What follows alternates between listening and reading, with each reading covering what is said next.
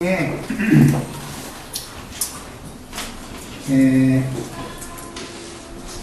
시간 말밑 부분에서 이삭이 혼인을 하는 때는 구약시대의 종결과 신약시대의 시작을 예시한다라는 거에 중점을 맞춰서 말씀드렸고, 구약성경, 신약성경 이렇게 어떤 하나님과 사람 사이에 맺은 언약, 약속으로 이렇게 되어 있는데, 이것은 사실은 하나님께서 구속하신 사람들과 어떻게 혼인을 할 것인가를 약속했다라는 개념이다라는 것까지 말씀드렸어요.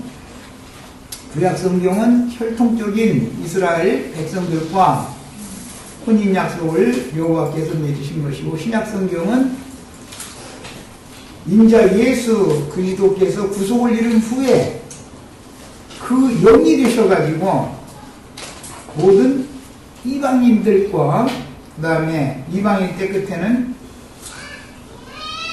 생명나무에서 끊쳐져 나갔던 이스라엘의 신앙 회복을 통해서 유대인이나 이방인이나 다 같이 그리고 예수 안에서 함께 구원을 얻는 신약 종륜이 이루어지는 거예요. 실제 새 언약의 때는 영으로 다시 살아나셔서 승천하셨다가 그 영으로 제자들에게 재림하신 때부터다. 요한이 말씀을 전하기 시작하고 예수님이 말씀을 전하시고 사역을 끝내는 과정은 예수님이 죽고 장사되기까지는 구약시대에서 신약시대로 넘어가는 다리 역할을 하는 기간이 있다 이 말이에요. 그리고 나서 성령이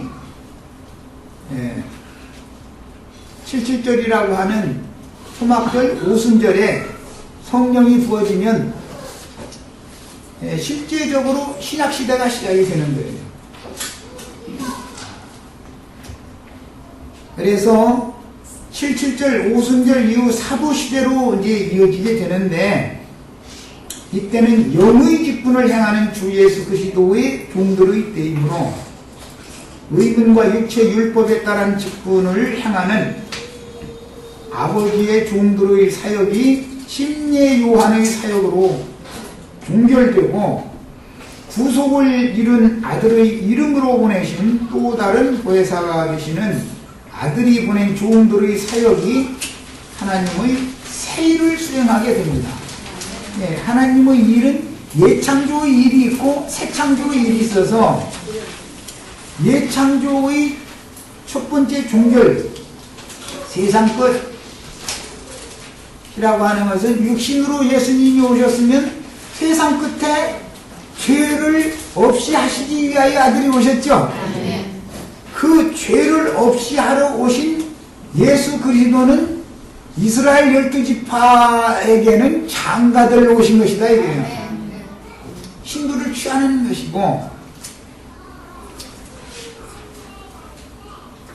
그 다음에 이방인들에게 사도들을 보내서 성령의 말씀으로 약혼식을 계속 하는 거예요. 약혼 기간은 7년이고 혼인잔치 기간은 7일이에요. 구약성경에 이렇게 되어 있죠. 라반집에서 야곱이 7년 동안 약혼 기간이었다가 또 자기가 진짜 사랑하는 여자를 위해서 7년을 중사를 또 하죠. 약혼 기간을 그래서 약혼 기간이 2번 있었던 거잖아요. 혼인잔치는 7일씩 하는데 혼인잔치 7일씩 2번 했죠. 레아하고 먼저 7일 잔치하고 나서 7년 후에 라헬하고 7일 잔치를 또 했어요. 이런 것이 다 상징이다. 7년 7일 이런 말씀들이 다 성경에서는 의미를 지금 부여하고자 한다 이 말이에요. 때와 기한이 있어야, 기한이 정해져 있다 이 말이단 말이에요. 지금 새 언약의 때는 교회 시대와 천년왕국 시대로 나눠지는데, 이방인의 때라고도 하는 교회 시대는 하나님의 나라가 구속받은 성도들로 세운 교회에 임하는 때이며, 하나님의 나라가 교회 시대는 임하는 때지요. 오는 천년왕국에서는 나타나는 것이죠. 죄와 상관없이 두 번째 나타나시리라. 첫 번째는 죄를 없이 하려고 첫 번째 나타나셨죠? 오셨었죠? 요한복음 1장에 보면 독생하신 하나님이 나타내셨느니라 했어요. 그것은 그때는 죄를 없이 하려고 오신 세상 끝이었었어요. 그 다음에는 죄와 상관없이 두 번째 나타나실 때 그때는 또 한 번 세상 끝이죠. 예. 그래서 말죄라는 개념은 항상 주님이 세상 죄인들을 오시는 때를 말죄라고 말한다. 옛적에 선지자들로 모든 부분과 여러 모양으로 말씀하셨던 하나님이 이 모든 날의 마지막에는 아들로 말씀하시고 그렇게 돼 있죠. 그런데 아들의 말씀을 성령께서 오셔서 다시 성령이 교회들에게 말씀하시는 새 시대가 오죠. 예, 아들이 말씀하시는 때까지가 사실은 실제적으로는 옛 것이 끝나는 때다 이 말이에요. 예수가 죽어야 옛 것이 끝나는 거예요. 그리고 성령이 말씀이 증거되기 시작해야 새 일이 시작되는 것이다.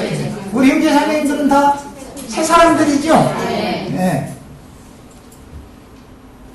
그 다음에 천년 기간의 왕국은 아들의 나라가 나타난 이스라엘의 신앙 회복 기간이며 아들의 왕국이 세상에 나타난 천년이 차면 영원한 하나님의 나라로 이어집니다. 그러니까 영원 전의 하나님의 나라는 천사들의 세계였죠. 그러다가 아담 이후에는 세상 나라가 시작이 되어져 가지고 세상 만국 중에서 아브라함의 자손들을 선민으로 빼내는 이야기가 구약 성경 이야기죠. 그런데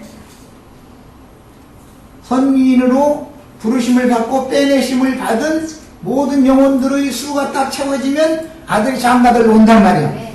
신랑이 신부를 취하러 오는 거예요. 그것은 육신적인 신부를 취하는 게 아니었죠. 아브라함의 품에 들어가서 부활의 때를 기다리고 바라고 믿었던 진실한 성도들과 함께 부활되어져 가지고 하늘로 데려갔으니까 이제 그것이 장가드신 주님께서 하나님 집으로 데려간 것이죠. 네, 그래가지고 하늘의 예루살렘에 들어가면 사라의 장막에 들어가서 서로 사랑을 나누는 거예요. 네. 그 영들이 온전케 된 그 영들이 신학의 교회를 두르고 있다 말이에요. 교회라는 건 이렇게 신비한 거예요. 그래서 예배당 건물 뭐 이런 것이 아니고 그냥 무조건 세상에서 부름받아 나온 이런 사람들이 아무데나 그냥 개나거리나 모인다고 해서 교회가 아니고 우리는 오는 세상에 이제 거룩한 성으로 먼저 데려감을 받아가지고 시집을 간 다음에 오는 세상에 주와 함께 다시 내려와서 오른편 양무리들을 위해서 주님의 장막을 쳐주러 오는 거죠. 그럼 그 장막 안에 들어온 사람들은 우리 형제 자매님들의 기업이다 이거예요. 기업. 우리는 지금 구약시대에 온전케 된 의인의 영들의 기업이죠. 우리가 지금 오는 세상은 우리의 기업으로 주는 거예요. 이것이 하나님의 경륜이에요. 이게 7년 약혼 7일 혼인잔치로 상징을 해놓는 거예요. 이 7을 곱하는 얘기는 너무너무 비밀스러운 거예요. 그래서 하나님의 일이 이렇게 반복된다는 걸 아셔야 돼요.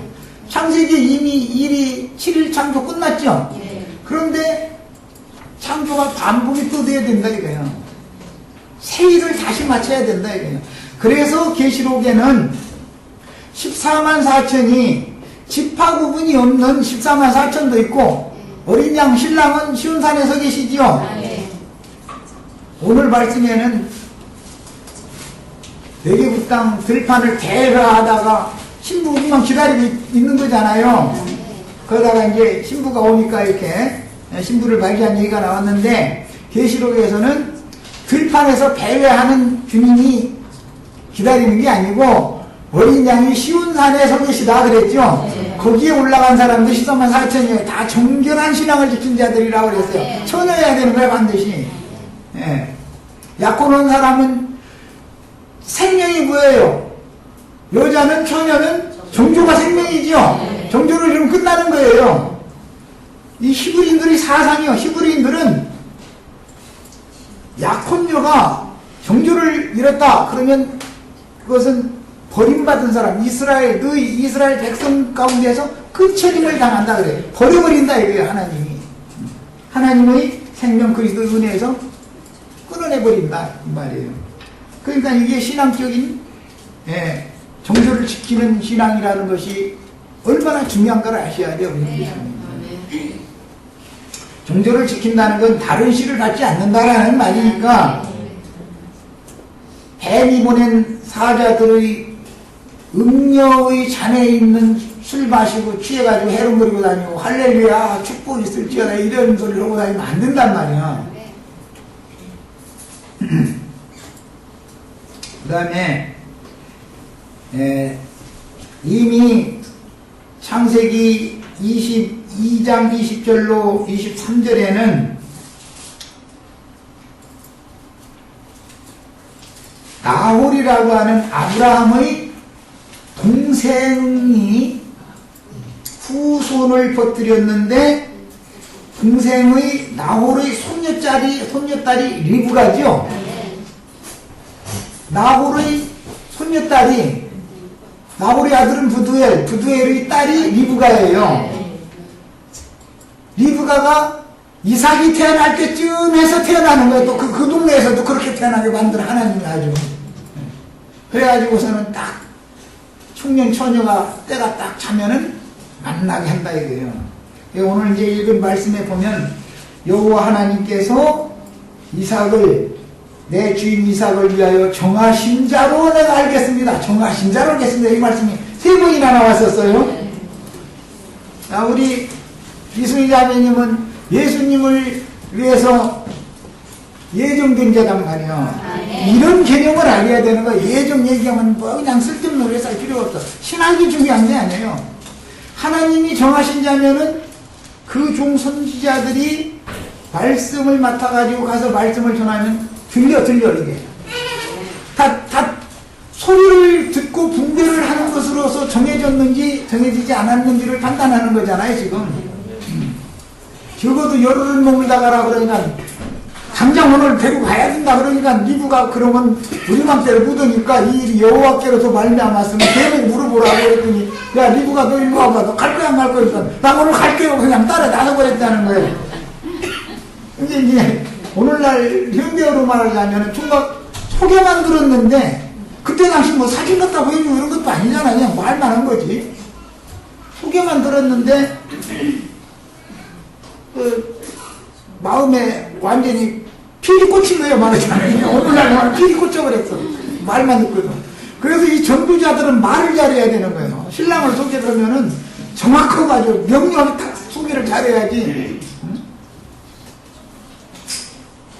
네. 이것은 세상 나라에서도 내 사윗감이 마음에 안 들어도 내 딸이 나는 그 사람한테 절대 시집을 가겠다고 빡빡 우기면 자식 이기는 부모 있어요 없어요? 절대 못 이겨. 내쫓아도 소용없어. 내쫓으면 내년 있다가 보면은 손자 하나 데리고 오면은 싹쓸이하고 받아들여야지. 뭐 꼼짝 못해요 그거. 차라리 그때 가서는 아이고 그때 그냥 허락해줄 걸, 행복한 결혼 하게 해줄 걸, 이제 후회만 하면 때는 늦으리요. 그런데 뭐 손자 안고 들어오는데 뭐 꼼짝 못하고 뒤에 거예요. 이게 이래서 하나님이 정한 자면은 이게 다 결혼을 하게 돼 있어. 창세기 11장 말씀을 참고할 때 하나님이 영원하신 뜻이 이루어지기 위해서는 씨뿐이 아니라 밭이 필요하다라는 말씀을 창세기 11장 때 참 중요하게 내가 많이 다뤘었어요. 이 말씀은 본래 창세기 1장 27절에 근거하여 하나님의 형상과 모양으로 만들 남자와 여자를 창조하셨다. 이게 남자만 창조한 게 아니죠. 남자는 씨고 뼈대를 말하는 거예요. 여자는 밭이요 살이라고 그래요. 뼈와 살, 그 뼈 중에 뼈요, 살 중에 살이라고 하는데, 네, 이렇게 둘이 만나는 거예요. 이렇게. 그래서 시부모든지 장인, 장모님 편이든지 부모님 편에서 보면은 씨를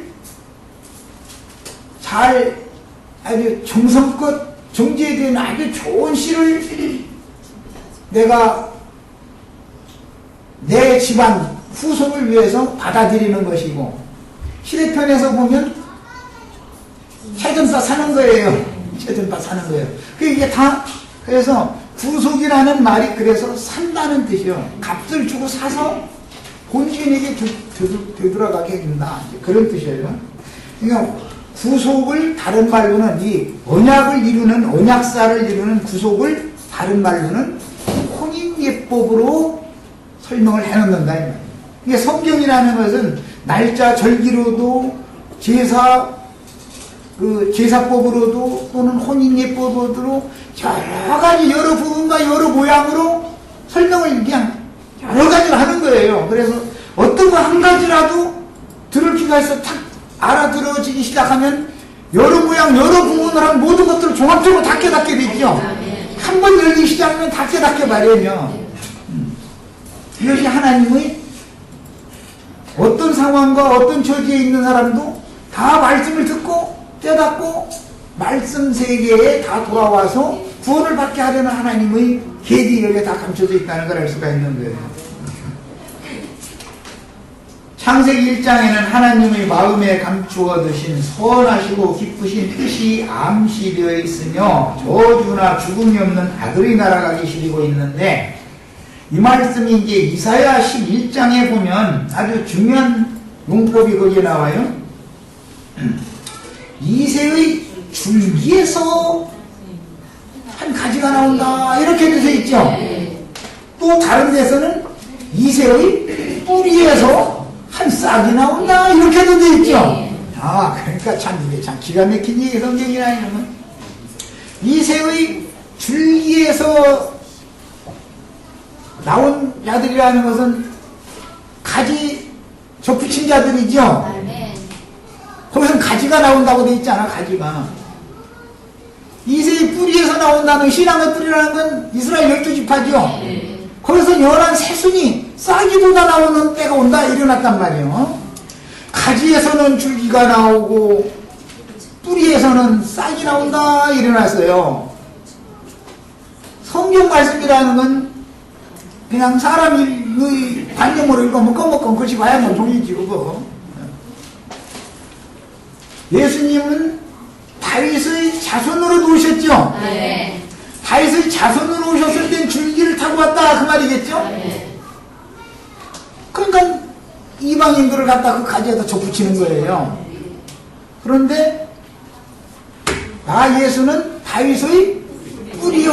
거기에서는 다윗의 조상이다 그 말이에요. 예수님이 또 이제 뿌리니까 그러면 다윗보다도 먼저 있는 거예요.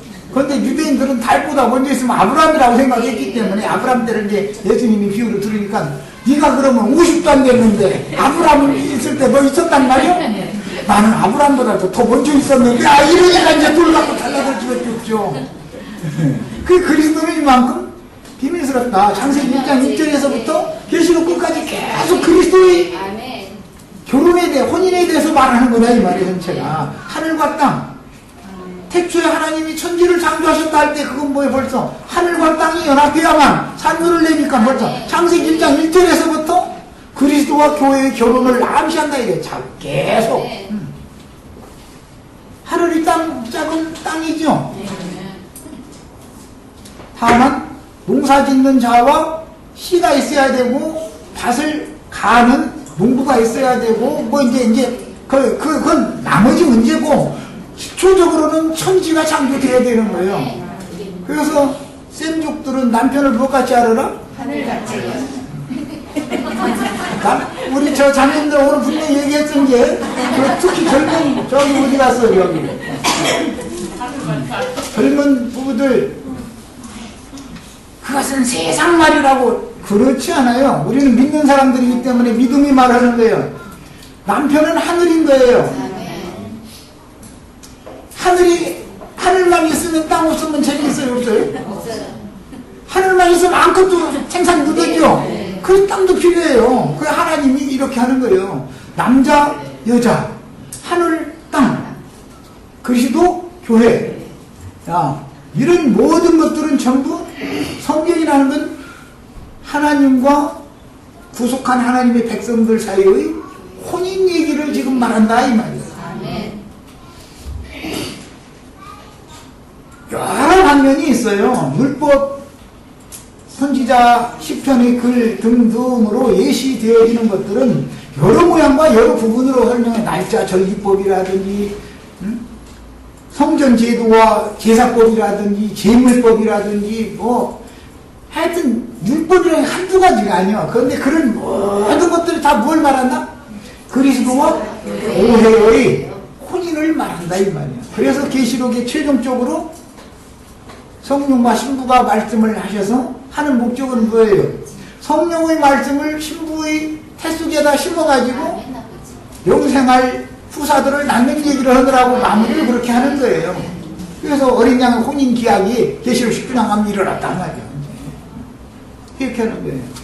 그런데 혼인을 할 때는 성도들의 옳은 행실로 계시록에서 말씀하시는 거룩하고 정결한 처녀에게나 혼인을 하시는 것이지, 거룩한 말씀이라는 것은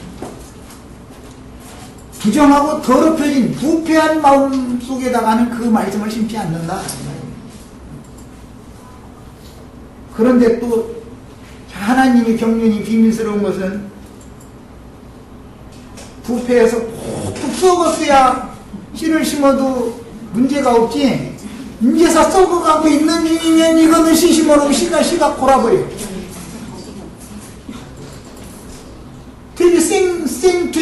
퇴비 덤에다가 씨 뿌리면 씨가 다 안 나요? 절대 안 나요. 절대 안 나요. 같이 썩어버려요. 이미 폭 썩어버렸어야 돼야죠. 완전히 폭삭 썩은 데다가 섞어가지고 씨 뿌리면 잘 자라버려. 아니요.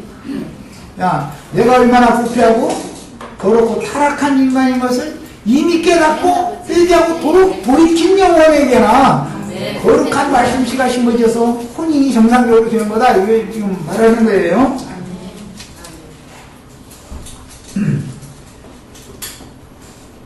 그래서 창세기 1장에 암시된 주와 그 위에 안 했네.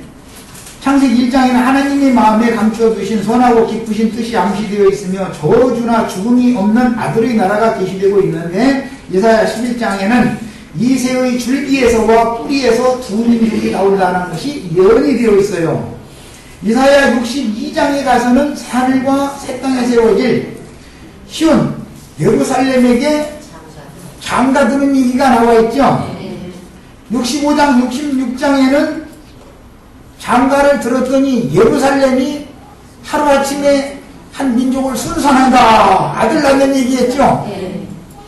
예루살렘이 아들을 낳았어요. 하나님이 예루살렘에게 장가 들었더니 정상적으로 동사가 잘 된 거죠. 이제 아들 그냥 나는 임팩트 하는 하나님인적 해삼피 아니 하겠느냐. 구로하기 전에 벌써 했더니 그냥 나왔다는 것이죠. 그건 뭐예요? 네. 오순절이라는 것이 너무 놀라워요. 회개케 하는 영이 임하는 게 오순절, 성령이 임하는 거죠.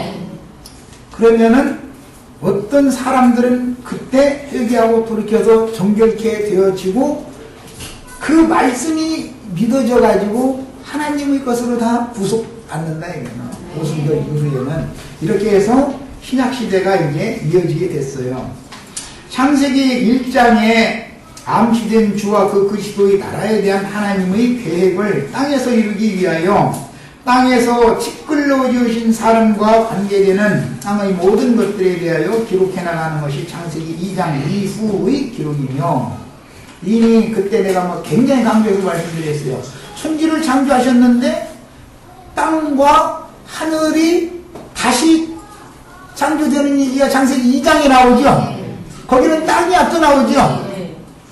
창세기 1장 1절은 하늘이 앞서 나오고 이런 것이 다 하나님의 어떤 목적의 전환을, 그분의 일하심의 전환을 말하는 것이다. 그래서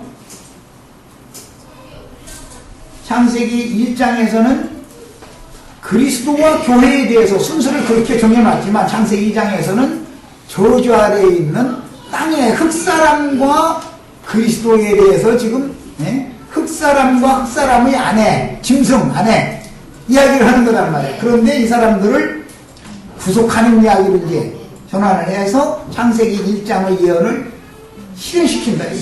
하나님의 원래 목적은 창세기 1장에 있는 것이죠.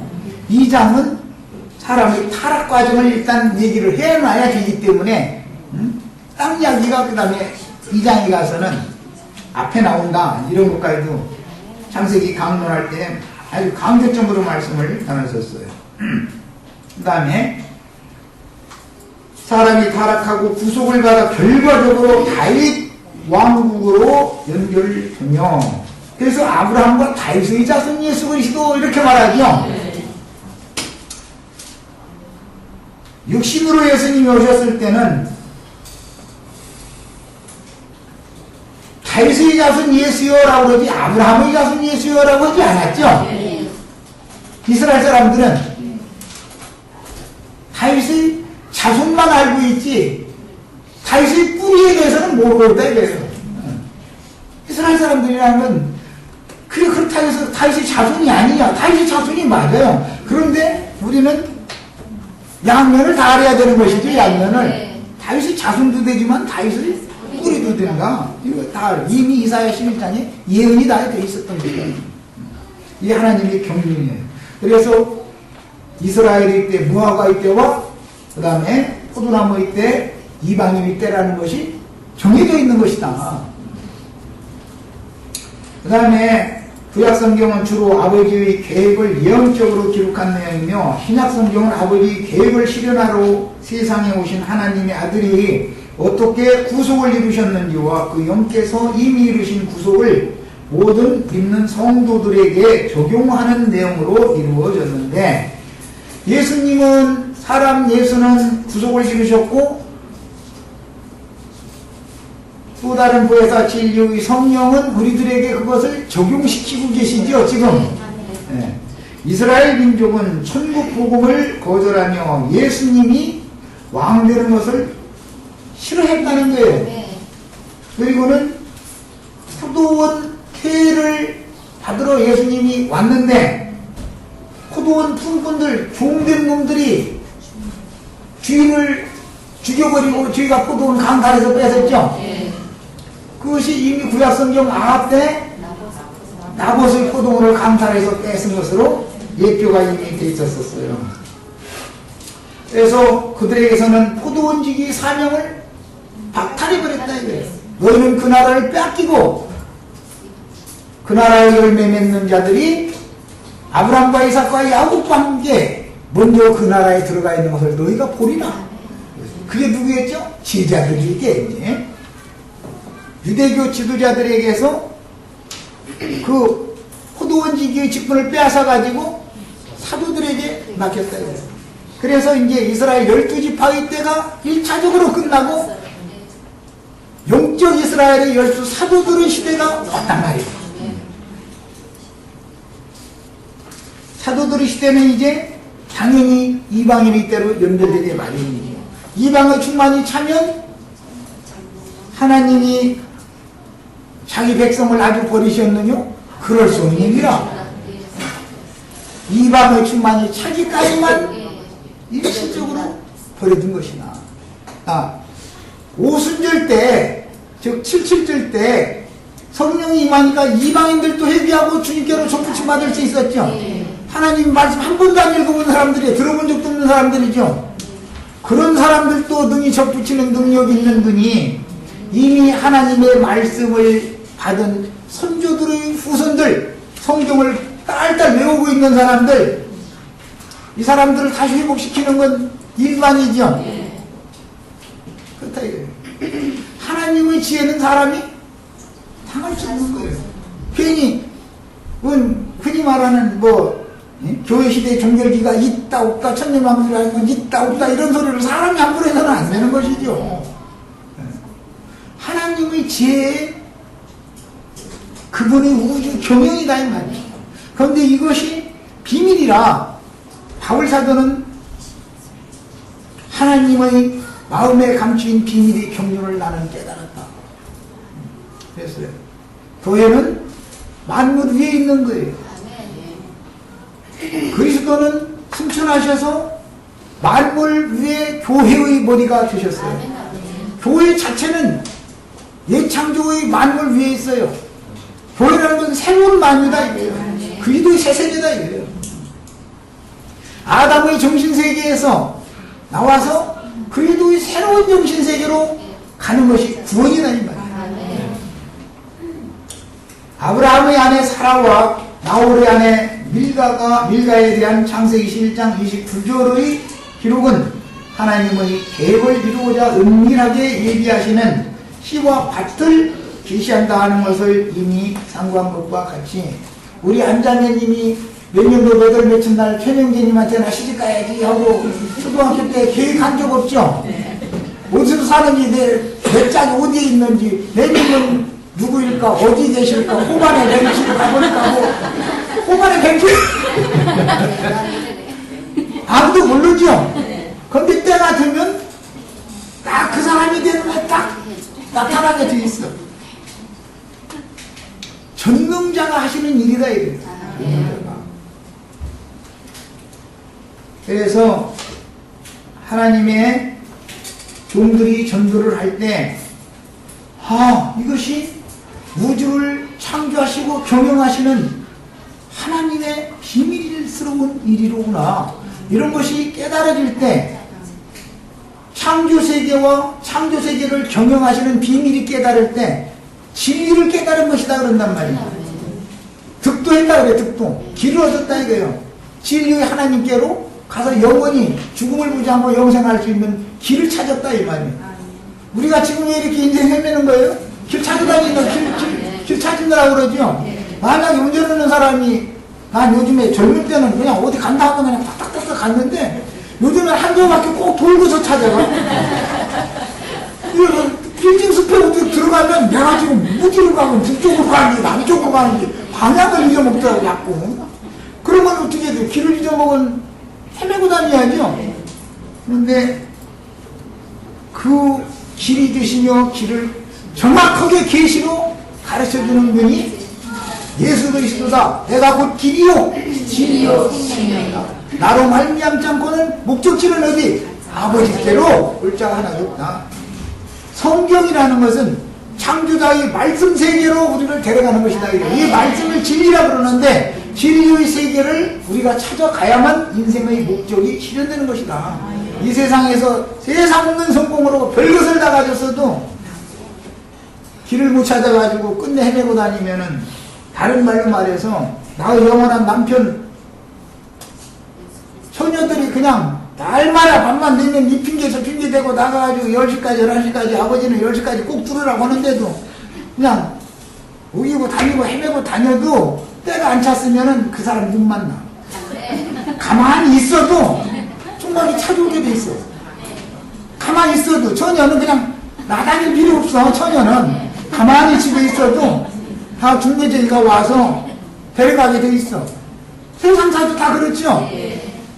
처녀가 총각 찾으러 다니면은 후반에 벤치 날마다 불러도 소용없어. 이 하나님의 전능성이다 이걸 믿으셔야 돼요. 어디를 데려가려고? 나 영원한 참 남편의 아버지 어머니 집이 상속자 그게 내 집이 되는 거죠. 아버지 어머니 혹하면 이제 내 집 되는 거예요 그게. 그 다음에 아브라함의 아비 게라는 하란과 아브람과 나홀이라는 삼형제를 낳았지만 하란은 그 아비 앞에서 죽고 하란의 아들 롯만 아브라함과 함께 지금 동행을 하게 되어 있는 중이고 아브라함의 동생 나홀은 옛 본토 친척 아비집에 그냥 거기서 기억을 가지고 살고 있죠. 나월성에. 그런데 그 성에서 딱 나월의 손녀딸이 이삭과 딱 때를 맞춰서 이렇게 양쪽에서 얘기를 해놨단 말이에요. 우리 편영계님, 안자매님을 벌써 어디 예배해놨는데 괜히 헤매고 다녀봐야 소용없어. 그 사람 만나기 전에는 계속 헤매고 다니는 거야. 때가 되면 딱 만나게 해줘. 하여튼 이게 보면 너무너무 놀랍습니다. 뭐든지 자기 짝을 못 찾으면 뭔가 불편해. 신발도 한 짝은 내 발에 맞고 한 짝은 저 짝인지 크다든지 하면 불편하죠. 그러니까 딱 맞는 짝 찾느라고 그러고 헤매고 다녔었는데 하나님이 세상 말로 집신도 짝이 있다 그러고 젓가락도 짝이 있다 그러는데 젓가락도 하나는 길고 하나는 짧으면 이제 젓가락질 하기가 불편하잖아요. 속세의 속언들이지만 하나님과 우리 인생들의 관계는 그리스도와 내 영혼, 그리스도의 영과 내 영혼은 짝을 이뤄야만 인생이 공허하고 허전하고 헤매고 다니지 않는다 이거예요. 이 세상과 세상에 있는 것들을 찾아서 그렇게 헤매고 다니는 사람들은 세상 신에게 내 영혼이 지금 미혹당해서 그러는 것이지 그게 참 남편이 아니라는 걸 너무 몰라서 지금 그러는 거예요. 진짜 남편 딱 만나면 말씀 속에 살아계신 진리의 하나님, 진리의 성령이신 그분을 만나면 헤맬 필요가 없는 거예요. 이제 교회 생활도 마찬가지예요. 여기도 가보고 저기도 가보고 왜 그래요? 말씀을 똑같은 말씀을 설교를 계속 듣는데 이게 뭔 소리가 못 알아듣겠어. 도대체 뭔가 흡족하지가 않아. 그러면은 찾아다니는 거예요. 여기 똑같은 거예요. 이게 뭐냐? 나를 흡족하게 해주고 나를 기쁘게 해주는 그런 남편을 내가 아직 못 만났다 이 말이야. 뭐 우물가에서 만나는 얘기는 이제 계속 야곱도 우물가에서 만나고 예수님도 우물가에서 만나고 맨 우물가에서 만나죠. 그러는데 그 우물가가 어디냐면 교회 모임이다 말이에요. 교회 모임에 와야 된다 이거예요. 주님은 교회에 그 정도를 보냈다. 성령이 교회들에게 말씀을 하실 때 일곱 교회의 사자들을 통해서 말씀을 보냄받은 자들을 통해서 말씀하시는 거예요. 네. 그래서 우물가에서 주님 만나는 이야기가 이게 참 비밀이에요. 그러니까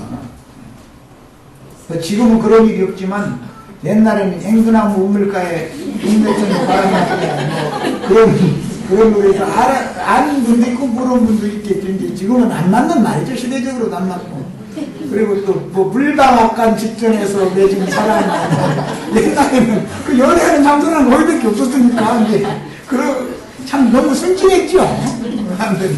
그래서 지금은 뭐 하도 뭐 커피점 뭐 좋은 집들도 많으니까 뭐 지금은 세대 차이가 안 하는 이야기지만 우리나라 사람들도 불과 5, 60년 전만 해도 물레방앗간 하여튼 물방앗간이나 물샘에서 만나서 어쨌든 천여중마다 만나게 그랬어요. 혼인이란 남자와 여자의 결합으로 한 가정이 세워지는 것으로서 혼인은 하나님의 사람들이 생육하고 번성하는 하나님의 방법이다. 하나님 혼자 계신 것은 재미가 하나도 없는 거예요. 장가들 사람이 있어야 되는 거예요. 그래서 사람을 이렇게 장가들라고 지어놓고 놨는데 엉뚱한 놈이 저렇게 놨기 때문에 하나님이 지금 속 썩는 거 아니에요. 누구가 알고. 하나님 참 골치 아파. 그런데 그렇게 일단 하나님은 더럽혀져서 더럽혀 놓고 나서도 그놈은 바람둥이라 그러는지 또 딴 여자만 또 찾아다니고 한없이 딴 여자만 찾아다니는 놈이에요. 이놈은. 그래서 언제는 사랑한다고 죽고 못 산다고 해놓고 나서 나를 더럽혀 놓고 나서 떠나가는 놈을 끝까지 기다리면 안 되는 것이죠. 미련한 사람이. 그래서 첫 남편, 옛 남편에 대하여 죽은 사람은 새 남편에게 새로 시집을 가도 음부가 되지 않는다라는 법이 그래서 나온 거예요. 재혼법이죠. 예수님은 전부 재혼하는 법으로 실현을 하죠. 룻이 재혼했죠. 다말도 첫 남편은 아들이었고 두 번째 재혼한 남편은 시아버지였어요. 그건 참 율법이니까 그거 이제 위로 거꾸로 간 거지만 이런 것이 다 성경 이야기는 전부 재혼 이야기로 되어 있는 것이다. 이런 것을 잘 아셔야 돼요. 세상에서는 재혼을 하는 것이 꼭 좋은 게 아니죠. 그렇지만 성경, 하나님도 꼭 좋은 건 아니에요. 그렇지만 마귀가 먼저 와서 이렇게 엉뚱한 짓을 해놨으면 어떻게 해. 그래도 그걸 깨끗하게, 탭을 깨끗하게 해가지고 다시 장가를 드셔야지. 그분의 목적은 이루어야 되니까. 그 다음에 하나님과 인간의 혼인은 하나님의 진리의 말씀으로 그리스도께서 그 말씀을 믿는 이들에게 영적으로 연합하는 것에 대한 표상으로서 세상에서 사람들의 혼인은 구속을 이룬 그 영과 교회가 영적으로 연합하는 것에 대한 표상과 모형과 그림자가 되는 것입니다. 성경이 말하는 참된 혼인은 하나님의 말씀으로 그리스도의 성령과 사람의 영혼이 연합되는 것이다. 그 다음에 하늘이 보낸 사자들을 통해서 증거되는 말씀을 영으로 깨달아 참 빛을 자신의 심령에 받아들일 때 내적인 참것을 깨닫고, 왜? 첫 남편은 거짓의 아비니까, 거짓 남편이니까 진짜 참것, 그냥 예수님은 참을 강조하느라고 그냥 진실로 말하는데 내가 참으로 그만이에요. 마귀는 참으로라고 한다고 했는데 이게 거짓을 반복하기 때문에 그런 거겠죠. 당연히 내적인 참것을 깨닫고 믿어지면 천국이 임하는 거예요. 하나님의 창조와 우주 경영에 대한 참된 이치를 깨닫게 하려고 성경은 여러 모양과 여러 부분으로 가르칠 때 어떤 때는 직설적인 표현을 하는 경우도 있지만 표상을 가지고 직설적으로 표현하는 경우도 있죠. 있지만 어떤 때는 그것을 표상을 가지고 비유로도 가르침으로 나타난 표상을 보면서 말씀의 내용을 바르게 깨달아 영원한 참된 것을 깨우치는 지혜와 계시를 얻고 명철해져서 내적으로 밝아진 사람은 어둠도 사람은 마음에 가득하지요. 사람 속에 어둠이 가득한 거지요. 사람 속에 생명의 빛, 참 빛이 없으면 어둠에 잡힌 사람이란 말이에요. 마귀는 어둠과 죽음의 세계를 주장하는 힘이란 말이에요. 하나님은 생명의 빛을 넣어줘서 빛의 세계를 지배하고 주장하는 참신이에요. 그래서 어떤 사람 속에는 어둠이 가득하고 어떤 사람 속에는 생명의 빛이 가득할 수가 있다. 사울일 때는 어둠에 잡혔던 사람이 있죠. 사울을 바울 만드는 데는 햇빛보다 더 밝은 빛이 사울의 마음속에 비치니까 사울이 다메섹으로 가는 길이 무중에서 거꾸로졌다는 거야. 그리고 빛에서 나오는 소리를 듣고 주여 주시니까 나는 네가 박해하는 예수다 그랬다는 거야. 예수님은 지금 무엇으로 오는 거예요? 빛의 말씀으로, 빛의 소리로 오시는 것이다. 성경 말씀을 깨닫게 해주는 것은 지혜와 계시의 신이 되시고 참 빛이 되시며 생명의 빛이 되시는, 생명을 주는 빛이 되시는 그리스도의 성령이 사람의 심령에 빛을 비춰줘야 되는 거예요. 그래서 사람의 심령은 여호와의 등이다. 그래도 처녀들 시집가려면 어떻게 하고 있어야 된다 했어요?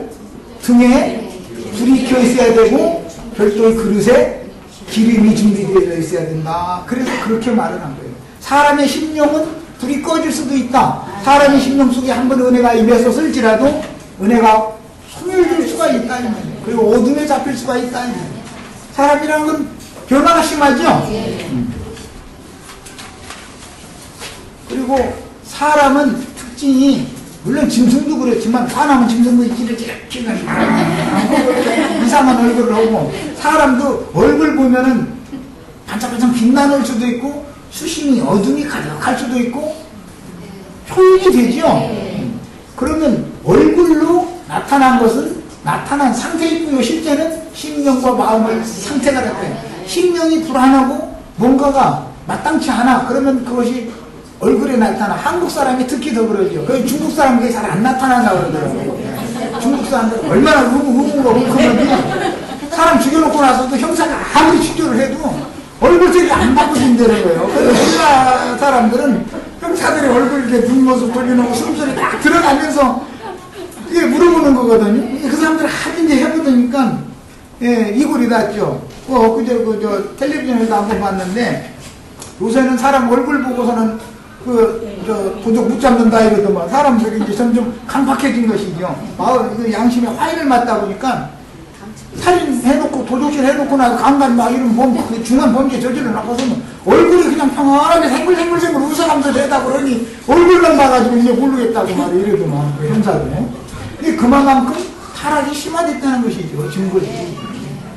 양심이 살아서 발딱발딱 막 움직일 때는 콕콕 집어서 질문을 하면 등줄기 땀 흘러가면서 이마에 괜히 땀 나가면서 했다면 이놈 내한테 꼬리 잡혔어 이러고 형사는 슬슬 웃어가면서 질문하거든. 그럼 꼼짝 못하고 대답해야 되거든. 도저히 안 밝힐 수가 없거든. 그런데 중국 사람들은 왜 그러냐면 늙은 뱀이라고 그래요. 대뱀 큰 용, 용나라잖아요. 지금 용이 된 나라잖아요. 6,000년이나 된 나라니까 역사도 깊지만 아주 이게 무궁해가지고 그런 것들이 들었어요. 그런데 우리나라도 중국 역사와 불과 몇백 년 차이밖에 안 돼요. 우리나라도 참 그야말로 유구한 역사를 가지고 있는 나라예요. 우리나라도. 그래서 우리나라 사람들도 만만치 않아요.